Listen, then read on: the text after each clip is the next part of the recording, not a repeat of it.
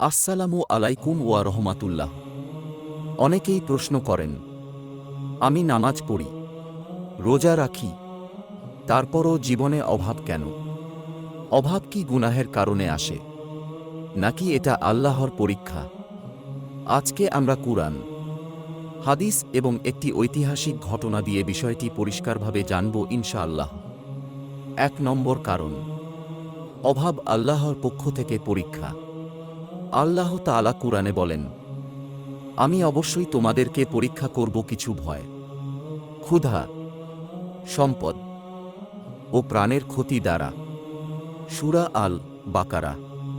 এখানে স্পষ্ট বোঝা যায়, অভাব সবসময় শাস্তি নয়, অনেক সময় এটি পরীক্ষা। রাসূলুল্লাহ সাল্লাল্লাহু আলাইহি ওয়াসাল্লাম বলেছেন, যাকে আল্লাহ ভালোবাসেন তাকে পরীক্ষা করেন। সহিহ বুখারী। অর্থাৎ মুমিনের অভাব মানেই সে আল্লাহর অপছন্দের নয়, বরং ধৈর্যের মাধ্যমে তার মর্যাদা বাড়ানো হয়। ২ নম্বর কারণ, গুনাহের কারণেও অভাব আসে। কুরআনে আল্লাহ বলেন, তোমাদের উপর যে বিপদ আসে তা তোমাদের কৃতকর্মের কারণেই। সূরা আশ-শূরা। অন্য হাদিসে এসেছে, রাসূলুল্লাহ সাল্লাল্লাহু আলাইহি ওয়াসাল্লাম ইরশাদ করেন, মানুষ গুনাহের কারণে রিজিক থেকে বঞ্চিত হয়। মুসনাদে আহমদ। সুদ, মিথ্যা, জুলুম, হারাম উপার্জন এগুলো রিজিকের বরকত নষ্ট করে।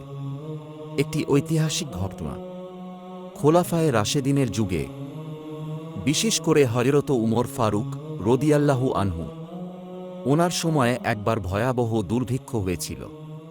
ইতিহাসে এটি আমওয়াসের দুর্ভিক্ষ নামে পরিচিত। তখন তিনি নিজে সাধারণ মানুষের মতো শুকনো রুটি খেতেন, ঘি বা মাংস খেতেন না। তিনি বলতেন, যতক্ষণ আমার উম্মাহ কষ্টে থাকবে, আমি কিভাবে ভালো খাবার খাব? তিনি বেশি বেশি ইস্তিগফার করতেন, নামাজে কাঁদতেন এবং মানুষের হক আদায় নিশ্চিত করতেন।